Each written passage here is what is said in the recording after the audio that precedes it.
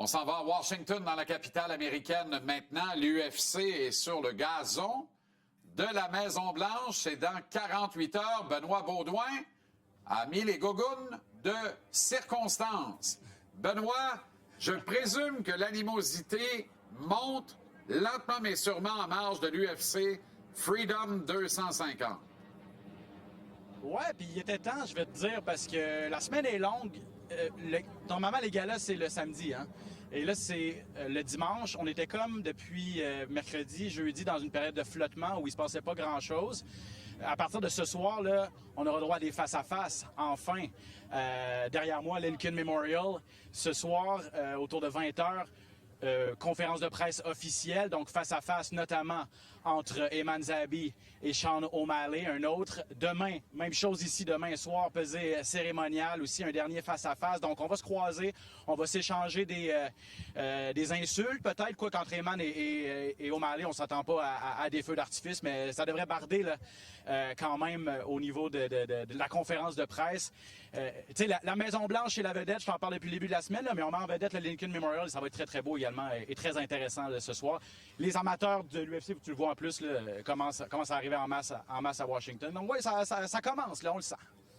Si on parle plus succinctement, Benoît, de certains combats, notamment celui d'Ayman Zahabi contre O'Malley, comment notre Montréalais, qu'on aime beaucoup, peut parvenir à vaincre cet Irlandais? C'est une grosse commande, là. C'est une très grosse commande, négligée à quoi? Autour de 4 contre 1, là, Ayman Zahabi quand même.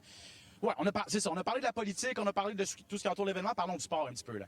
Ayman Zahabi, Sean O'Malley, 2 combattants qui se spécialisent dans le combat debout. Si on regarde les statistiques, si on regarde sur papier, O'Malley, un des meilleurs boxeurs purs à 135 livres dans la catégorie des poids coqs, alors qu'Ayman, dans sa séquence de 7 victoires, n'a fait aucune projection. Lui aussi, il s'est démarqué grâce à ses attaques debout, son kickboxing. L'immense faiblesse d'O'Malley, on le sait, son jeu au sol s'est fait amener 14 fois au sol dans ses 3 derniers combats, imagine. Et ce qu'on ne sait pas d'Ayman, parce qu'il ne l'a pas montré à l'UFC, c'est qu'il est une ceinture noire de jiu-jitsu brésilien. Donc moi, je pense que c'est vraiment une carte cachée qu'il devrait utiliser cette tactique-là. C'est peut-être un peu moins excitant. Ayman a très confiance en son jeu debout, mais s'il amenait ça au sol, d'après moi, il a un clair avantage devant O'Malley. Donc, on verra comment ça va se passer. J'ai questionné les 2 hommes là-dessus un peu plus tôt cette semaine. On les écoute. Là. OK.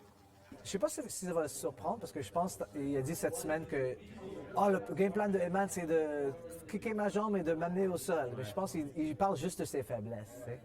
Et je pense que ça va surprendre à quel niveau je suis en lutte. Dans mon grappling et dans mon jiu-jitsu. Moi, je suis ceinture noire depuis 2017.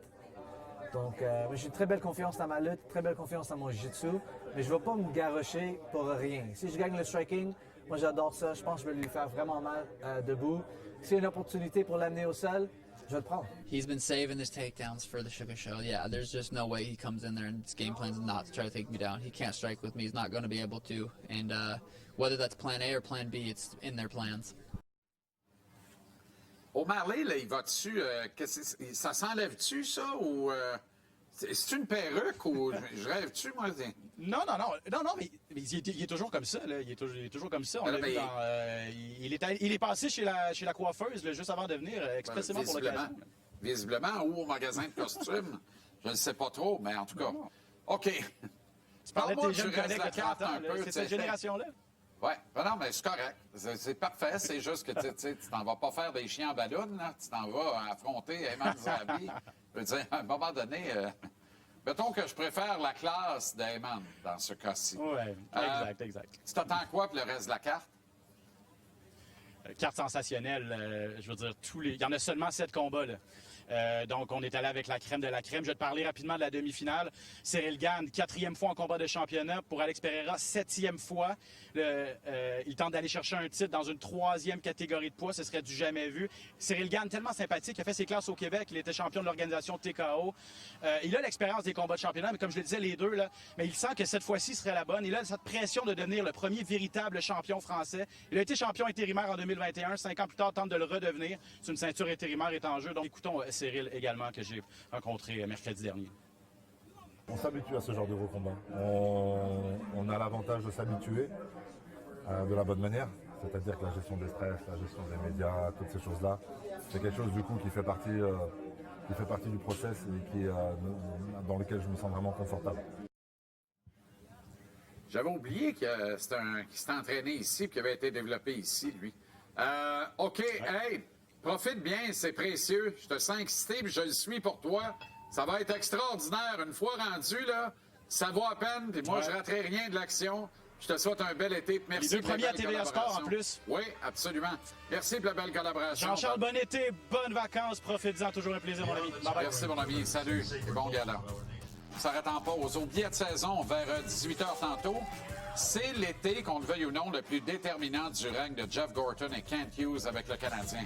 Pas pour les précédents. Le plus déterminant est aussi pour les 5 à venir. On s'arrête en pause et on revient avec les